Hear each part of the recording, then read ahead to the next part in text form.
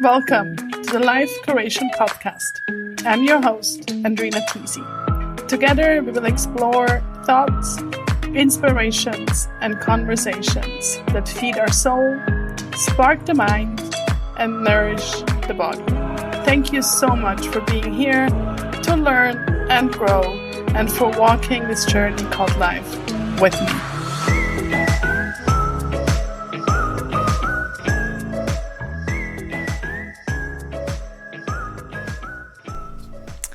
Hi there, I am so happy that you're here listening into my conversation with Michelle Grant today.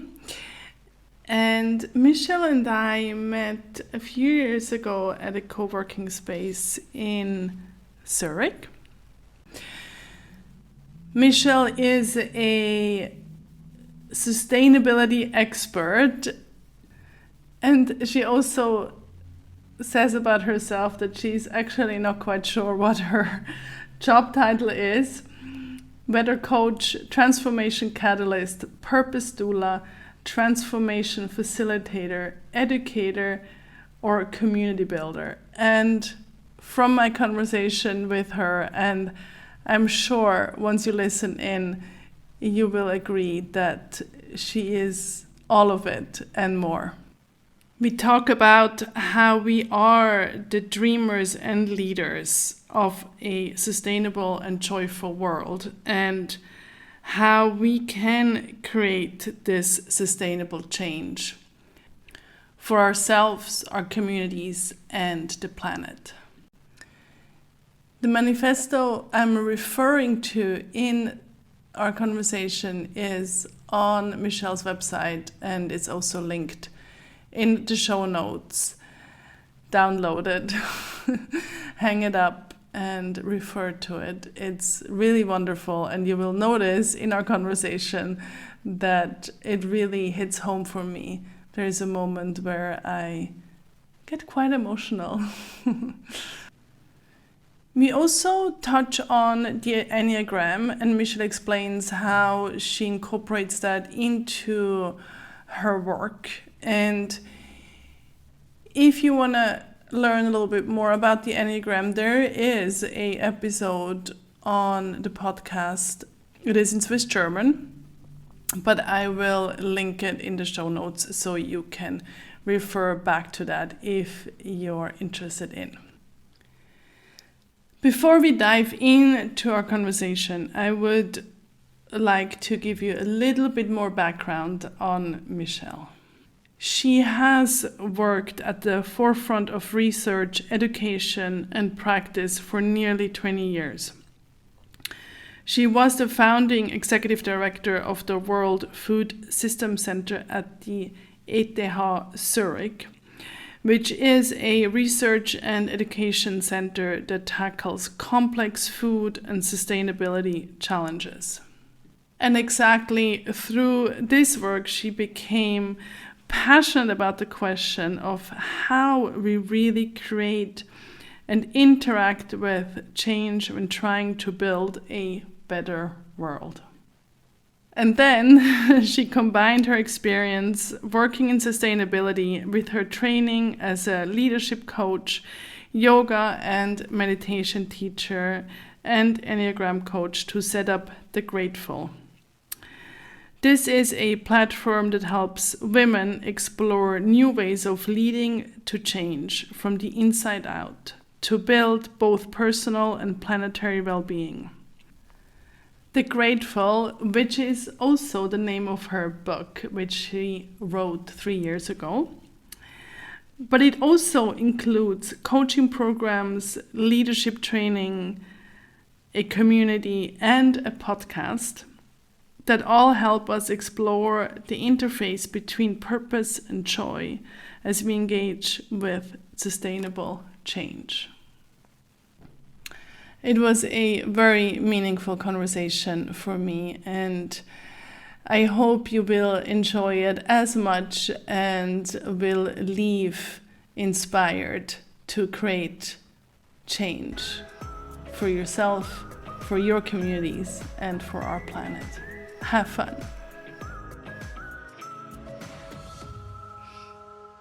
Michelle, thank you so much for being here. It's a pleasure. Thanks for inviting me. So to kick it off, I have a few icebreaker questions for you. First of all, what is your star sign? I am Libra. I'm born in October. Nice. Don't know a great deal about it, so I'm hoping you're not going to ask me too much. No, not at all. No, I just find I'm on the verge of Libra. I'm on the edge. I'm on the last day of Virgo, so I feel like the the Libra influence in me. Now, what is your favorite season of the year? Oh, summer. That's easy. I grew up in Australia, so it's where I feel most at home. Winter is difficult for me. Well, and especially for you, it's like, do you feel it interesting because, you know, the summer for you, or like how you grew up, is actually when we have winter. So is it even more challenging? Yeah, absolutely. And you see that there are so many things described and set up around the Northern Hemisphere seasons. And so, you know, anyone living in the Southern Hemisphere is used to swapping a lot of things all the time because, you know, whenever anyone's talking about summer, they're talking about the middle of the year, and for us it's the end of the year. So yeah, it's Totally. Yeah. And what book is currently on your nightstand? What book isn't on my nightstand might be a better question. I'm always managing the tower of books that are there. At the moment, I'm actually reading a book about the 5 seasons from Chinese medicine. Ooh. And Chinese medicine theory. So that's actually quite interesting. Yeah. That is interesting. Cool. And what's always in your fridge? Oh, vegetables, always. Do you have a favorite vegetable? Yeah, sweet potato. Can do so much with it. It's like the all-rounder. Yeah. That's true. Okay, well, you have a wonderful manifesto, and we'll, of course, link it in the show notes because people can download it. And on the very top, you say, we are the dreamers and leaders of a sustainable and joyful world. We know the seeds of everything we want to see around us begin inside us. And I just love how you put dreamers and leaders, and it actually rhymes. That like what I then afterwards when I was saying it, I was like, wow, it rhymes as well. And I just love how you put that in the same sentence, pretty much right next to each other, because I think sometimes we think it's either one or the other. And to begin with, I would love for you to tell us what the kind of the quote unquote title or term leader, what is that for you? Because I also think a lot of people have different connotation, different meanings. So I would love to hear what it is for you. Well, first of all, I like that you pulled out the dreamers and the leaders. I think that was important for me because a lot of the traditional leadership dialogue or the way people engage with leadership is sometimes detached from a visioning of a different future, even though, you know, that's what leadership should be walking us towards. And so I think for me, it's integral in my understanding of leadership. It's that ability to envisage a different future, to be able to feel into, sense into, imagine a way that, you know, supports the well-being of ourselves, of others, and the planet as a central focus of that. And a leader is someone who then helps walk themselves and others in that direction. And for me, that leadership being about leading yourself is just a central foundation to it. And I think we've got ourselves in a lot of trouble after many years of considering leadership as a very outward-oriented concept, that it's about, you know, directing others somewhere. And it's, in my opinion, fundamentally about starting with ourselves and leading ourselves in a direction towards greater well-being, first and foremost. Yeah, I agree. And that's why I wanted to ask, because I think that's what kind of quote unquote the old view is, right? That outside view of leadership, or like I also find it really interesting, the difference between management or leadership, right? It's something completely different in a way. I mean, it's connected, but it's also very different. Yeah. Yeah. Right? Yeah. And I mean, I think there are complementary skill sets in both of those things. But for me, what differentiates the leadership part is again, that vision for the future, that idea of where we're going and shaping that together in a kind of co-creation process. And management for me is then more about kind of the processes and the structure and the the hitting of the goals and ticking off of the task. But you need to have some sort of idea of where you're going and why, and that's for me more of the leadership component of it. And in terms of also dreams and vision and maybe even mission, they're also all connected and very similar, but still different. Can you talk a little bit about that, what it is for you and what you see in the world, also with the people you work with in your work? So my understanding of sort of vision and mission. Yeah. Well, I mean, I guess the kind of classical understanding of it is the vision is the longer term place you're walking to, the where do you want to go, maybe something you don't even see in your lifetime, but it's the dream you want to see.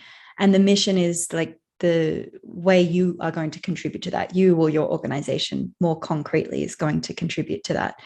And so I think those two pieces are important, because one is the more visionary aspect, the more aspirational aspect that, it could be that we don't see in our lifetime. And then to break that down and think, okay, what piece of that puzzle, what piece of the pie, what contribution can I make towards that with my resources, with our resources in this time that we have? I think the two pieces need to go together.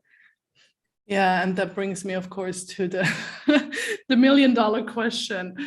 You also talk about sustainable change and how we can create it. And I do feel, and I would like to go into that afterwards a little bit more detail, but we do live in a time of big change and have been for a while. But I think I think a lot of people can feel it, but it's also that how do we create this change also, sustainably in the outer world and in the inner world, right? and also how do we figure out what our individual role is, and how can we be part of the movement of change in a way? Yeah, I think that is the $1 million question, right? That everybody's trying to work out for themselves. And it's also why increasingly I spend my time supporting people to work that out, because I think it's pretty much one of the most important explorations we can do in our lifetime, is understanding how to make a contribution in a way that's also fulfilling and joyful.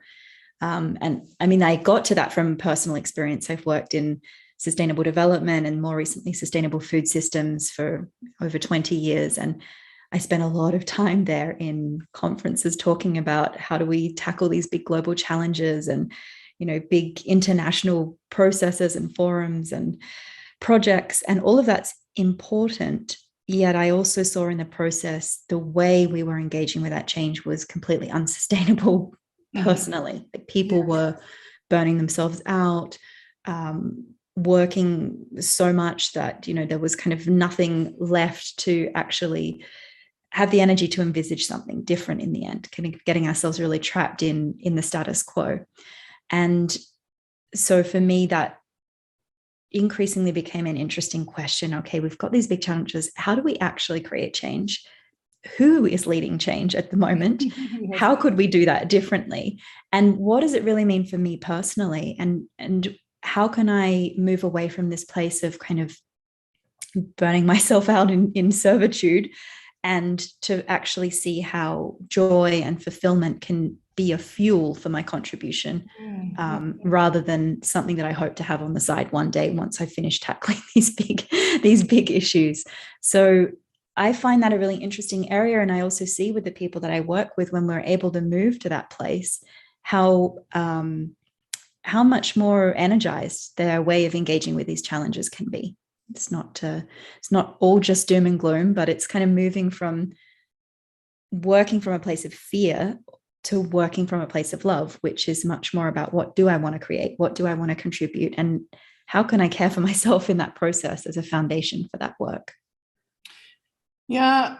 And I mean, a couple of things I want to touch on, like one, and that I love that again. I mean, in the first, thing I mentioned on your manifesto, you also have also this combination I love is like the sustainable and joyful aspect, because I also feel like sometimes like, oh, if it's like sustainable, I need to like stop doing so many things so it is sustainable. Mm-hmm. and then the combination with joy, right? I think it's so powerful. And also I think, in your book, you also talk about eating with purpose and joy. And I think, again, that has so much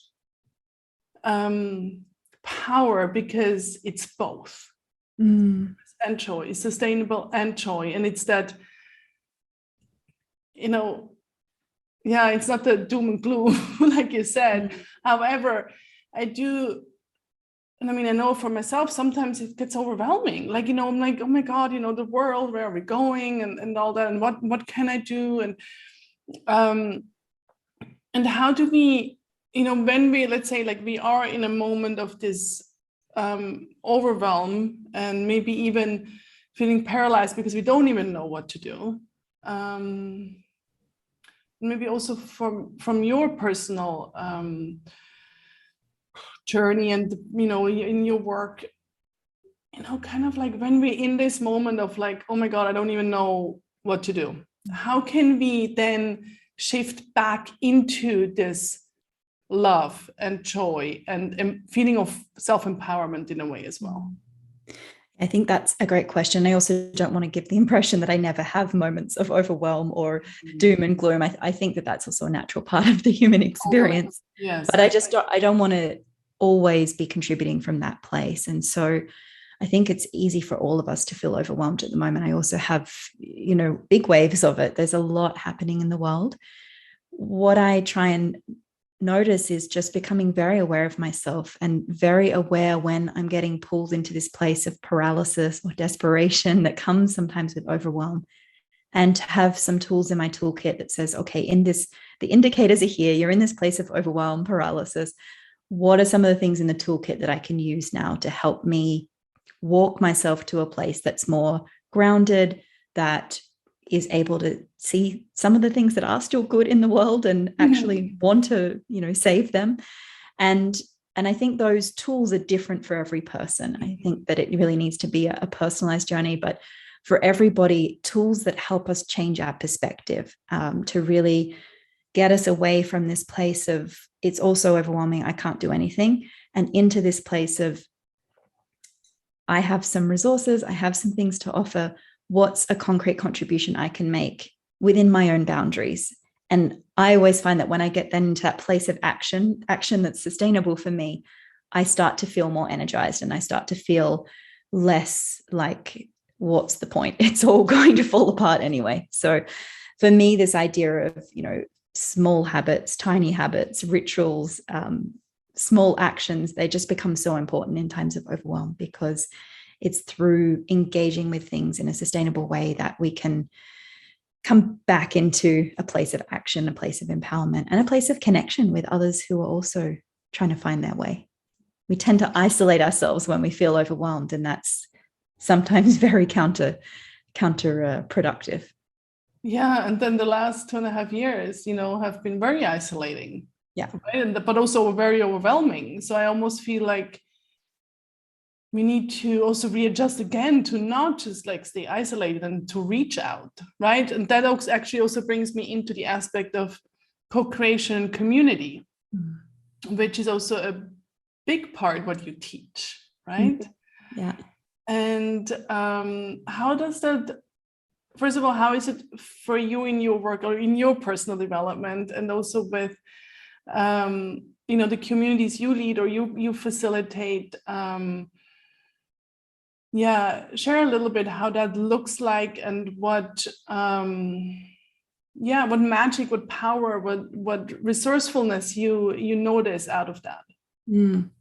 Firstly, I just liked how you reframe that from communities you lead to communities you facilitate, because that's really important for me. I increasingly see leadership as about being able to facilitate and coach rather than lead, particularly in the traditional understanding of that sense. And so indeed, I would say I see my role as a facilitator of community, a facilitator of interaction, which makes those in the community and their role more important than mine. And I think that's really important when building communities.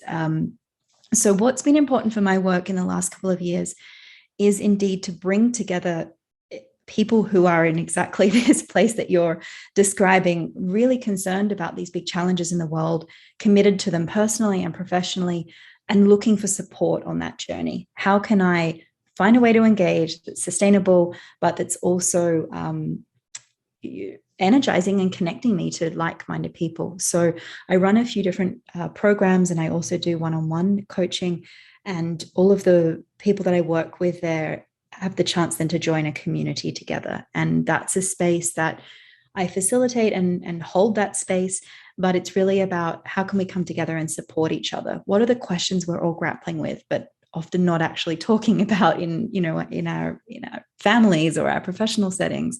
And how can we explore those questions together, support each other along the way? And so, part of that is very informal, kind of social exchange, gathering, being there for each other. And then part of it is more formal, so through masterclasses or book club or storytelling circle, different formats where we can come and practice and exchange around things that are supportive on our own personal and leadership development journeys. I think there's lots of power in this new way of coming together, like what you said, instead of like coming into a group or a program where we almost like consume instead of like to contribute, right? And everybody we can learn all from each other, right? I mean, I noticed that even just like in yoga classes, right? Like, yeah, I may be quote unquote the teacher, but I'm so much as well as the student, right? Yeah. And I think it's I think it's all an exchange in knowledge and in energy and in resources as well. Yeah, I think that's a nice way to frame it. It's like a space for exchange, and that needs to constantly be circulating. Mm-hmm. And I mean, the community that I have is for women that work in sustainability or food systems more broadly. And I also think that ability to come together and support each other is so important, because we all tend to think the struggles that we're having are ours alone. And when we come in community and share in a space that feels safe and feels supportive, we realize, oh, okay, this thing that I can't sleep because I'm ruminating, like so many other people are grappling with it too. And I think that's also important for overcoming systemic barriers and systemic challenges, yes, because we all tend to think, oh, it's just me that can't do it, or just me that has imposter syndrome, when actually there's systemic issues that we need to tackle. And we can only do that if we come together. It's so interesting. I just had, was it last week? I think also an interview for the podcast, and pretty much the theme of it all was like the healing power of shared story, right? And it was so beautiful because we all have our story, and there's also maybe there's even shame in those stories, right? And then, or trauma, or whatever it is, right? Or big visions we think it's not possible. And then when we come together and share these stories, right, we actually learn that there's other big stories. And I also think that we then can see to believe that it's possible. Yeah, I think that speaks to the importance of storytelling too. It's a part of the work that I do is helping us all explore how to reconnect with these storytelling skills that as human beings we have since the dawn of time. It's how we have traditionally shared and exchanged knowledge with one another. And as other formats or ways of sharing knowledge have become more dominant, we've kind of disconnected from those skills. And I think when we can reconnect with them, that has a really powerful way of getting us out of just the the head space and realizing we have these other sources of wisdom, our emotions, our body, and storytelling has this great way of bringing that all together and helping us connect on a human level, which I think we're all craving at the moment. So yeah, narrative and storytelling, it's so important in any sort of change and connection processes. Mm-hmm. And, you know, your background, your knowledge on, you know, the entire spectrum of food related things, I'm curious, what have you seen and what are you seeing is happening right now in terms of, you know, what have you noticed maybe in the past few years? Where do you think we're going? Because I do feel there is, I mean, of course, I'm super interested in that as well. But I also have a feeling, and I'm not sure if it's just me who like notices different things, because I'm more, you know, when you look for a red car, you only see red cars. It's not that I'm looking for a red car, but you know that, I mean, I've been digging a little bit deeper into permaculture, and suddenly I have a feeling it's everywhere, but I don't know if it's just me because I'm now, you know, noticing it more.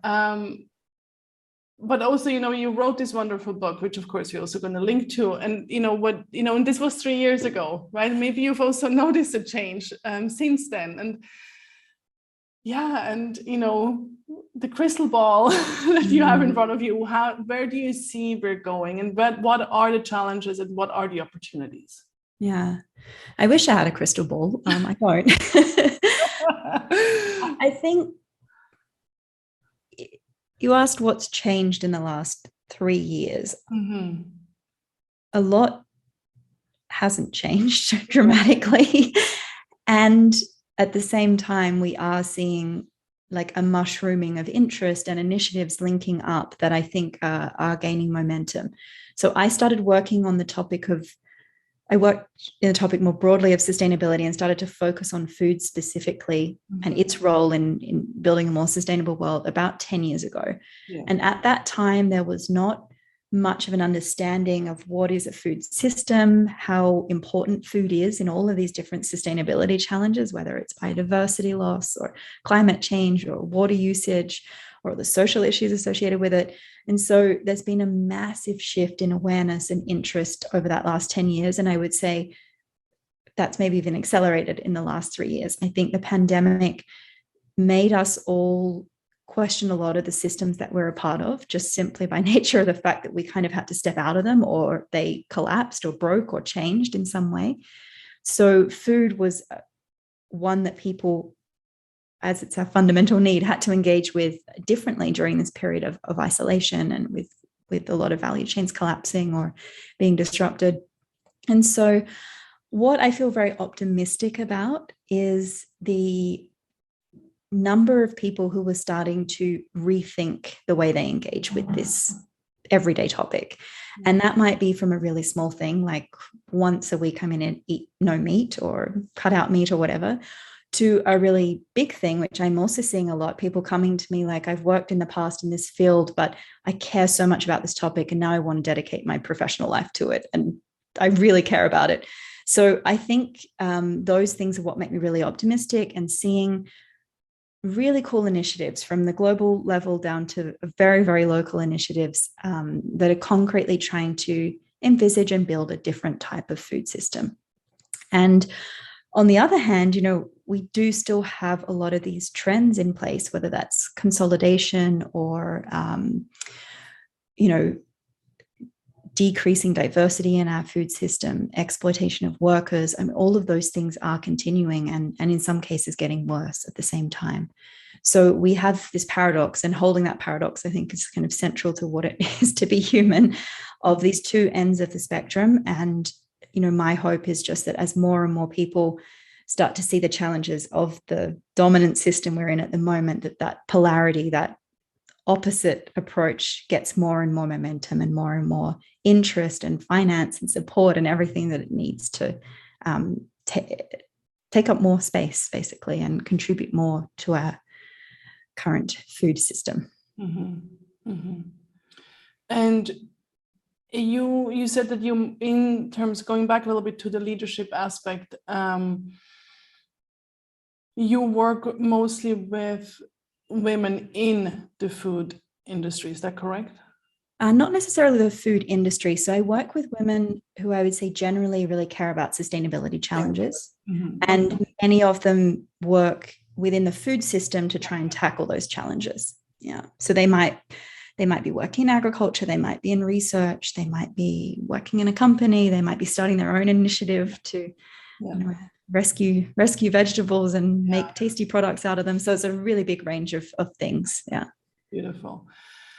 Now, if somebody is listening right now and they're, everybody of us is at their point where they're at, right? But what do you think are now maybe one or two really tiny steps towards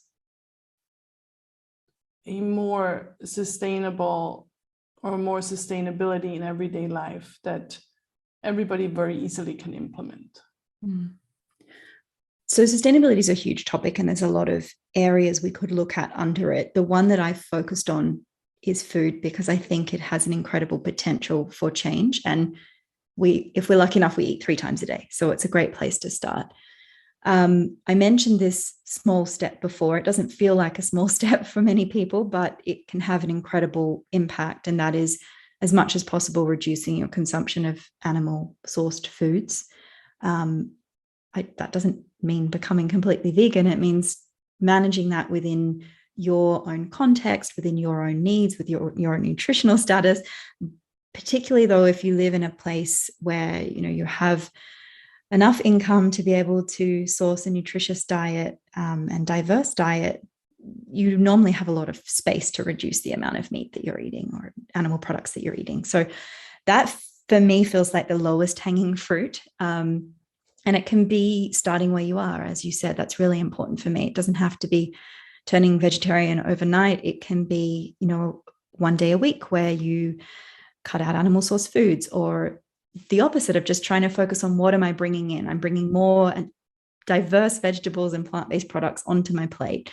So that's definitely one to start. The second, I would say, low-hanging fruit is looking at the situation of food waste in your kitchen, in your home, because in the Western world, a lot of the food waste challenge is actually happening in our homes.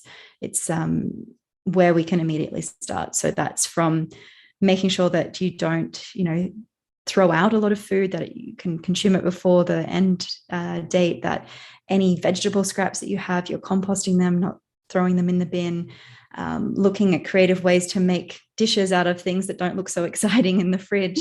It sounds like a not very glamorous thing, but it can have a massive impact, because when we throw away food, we're throwing away all of the resources that we used to make it, which are substantial.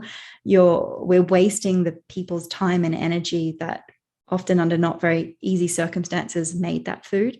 And then when we throw it away, depending on our waste management system, it can go into landfill, and there it's creating greenhouse gas emissions. So it can have a huge impact. I think the third point I would say is diversity. So we have a really big challenge in our food system that we increasingly focus on just a few crops. So wheat, rice, and corn, for example, are like the major grains that we rely on. And then we see how vulnerable that makes us. For example, the situation at the moment in Russia and Ukraine, they're 2 of the biggest world's wheat producers. So when that's disrupted, it creates huge problems, particularly for people who don't have a lot of money to buy their food. So the more we can diversify the system, it's better. And we can influence that by making sure what's on our plate is diverse. So nutritionists also recommend, 30 different plant-based foods a week. So making sure that we, really make sure that what's on our plate is diverse. It's not the same thing every time. Yeah, and that also helps our body, right? And absolutely. Our gut and yeah. It's like one of those rare win-win. Exactly. Yeah, I love it. I love the also what you said about the fridge. Maybe it doesn't look so attractive in the fridge, but it could also then again be really playful, and maybe coming back to the joy, and just say, hey, what can I create, right? And I loved how you, like in the book, I think you mentioned how you love buckwheat. so much. And I was just cooking buckwheat yesterday, so I thought, oh, that was like I want to circle back a little bit to the your coaching and leadership aspect, because you also work a lot with the Enneagram. Mm-hmm. Yeah. And it was so interesting for me, and because the first time I heard about the Enneagram was actually when I was still working in hotels, and I was part of a team working in sales and marketing, and it was actually part of the hotel I worked in. Everybody had to do the Enneagram test, and Wow. yeah, and I thought for me it was really helpful, also to know more about myself, but also to know about others. Yeah. And without I think with whether it's Enneagram or human design or astrology or whatever it may be, Myers-Briggs, we also can then be putting ourselves or maybe others into a box, right? Mm-hmm. But I also do think that it can also be super helpful on a personal development, self-discovery, but also in a team, like I experienced it. And now for people who've never heard about Enneagram, how would you describe it? And how do you integrate it into your life and into your work? Yeah. So as you just described, it's often understood as a personality assessment, a personality tool, like those other ones that were listed. That is a component of it. And I would say it's much more. So that fear of these tools putting us in a box, what I like to talk about with the Enneagram is it's not putting you in a box, it's helping you understand the box you've built around yourself and some ways that you... Yeah, oh my God, so good. Yeah. And then the ways that you can, well, maybe not fully get yourself out of that box, but make the box a bit more transparent, make the box a little lighter, make the box so that you can move it and that you can take it different places. So I think that's possible with the Enneagram because it goes beyond being just a personality typing tool. And it's sometimes described as a psychological, spiritual tool. Mm-hmm. And that's what differentiates this tool from others, is that it is embedded in a philosophical framework of understanding what it means to be human and understanding that we have this personality, this ego, this set of kind of tendencies and patterns that we have to navigate in life, but we are more than that we have this essential self that goes by many different names depending on your frame of reference. Yes. But that place of greater awareness, of greater wisdom, of greater connection, that is our essential self. The Enneagram kind of gives us a pathway to walk from a very constricted, disconnected view of ourselves as separate from everything to a place of greater connection, greater integration, and greater ease. So I came across the Enneagram as a part of my coaching training, which I did a few years ago. So I did a couple of different coaching programs, but all of them were in integral coaching. And as a part of that, we also got our Enneagram type and learned how to work with it. And then in the last few years, I've done further education to work as an Enneagram coach. And that's because I found it just such an incredibly changing and transformational tool for me to just get that awareness. What it offers us is awareness of what are my deeper motivators, fears, and drivers, and what are the kind of strategies I've developed to manage them. And it helps us to see the patterns in those strategies, where they can be helpful, but also where they can be limiting. And because the Enneagram has 9 different archetypes, we all have a central type that accompanies us through our whole life. What's nice about the tool, though, is it shows the connection to all of the different types and how if we can integrate insights and approaches from the 9 different types, that can help us become more integrated. It can help us loosen the grip of the ego and the personality, and it can help us see new possibilities, new ways forward. And that's what it highlights really nicely for each type. Like, these are the strategies, these are the mindsets you tend to go to. yes, they can be very supportive and offer strengths in a lot of circumstances. And this is where it might have its limits. And so it helps us to see where are the areas of suffering in my life and how might these patterns be playing out.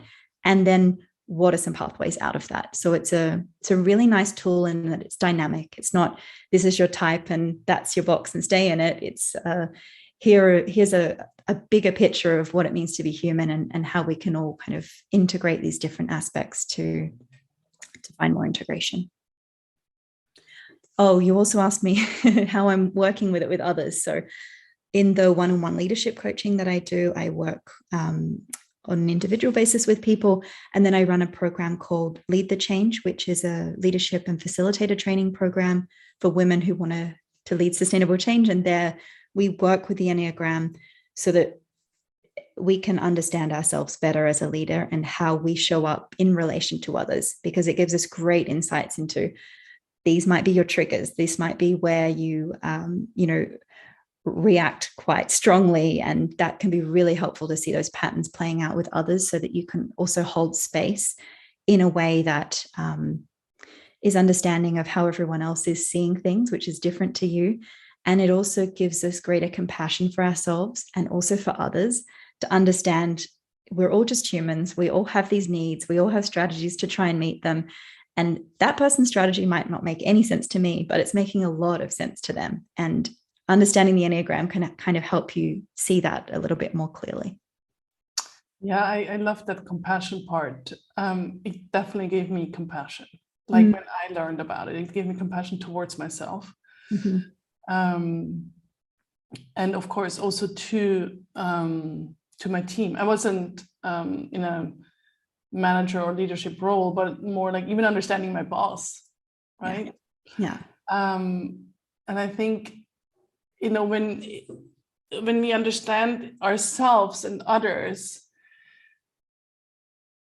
differently or better, then the co-creation becomes also more effortless in a way.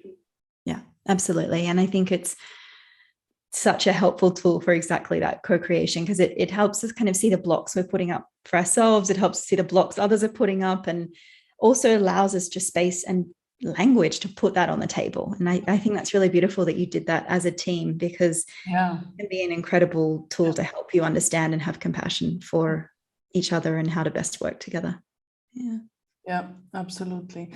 I want to go back to the manifesto. I really love it. I have it printed right here. Oh, so great. Yeah, I do love I'll send you a copy that you can frame. I have a frameable version. Oh, wow, amazing.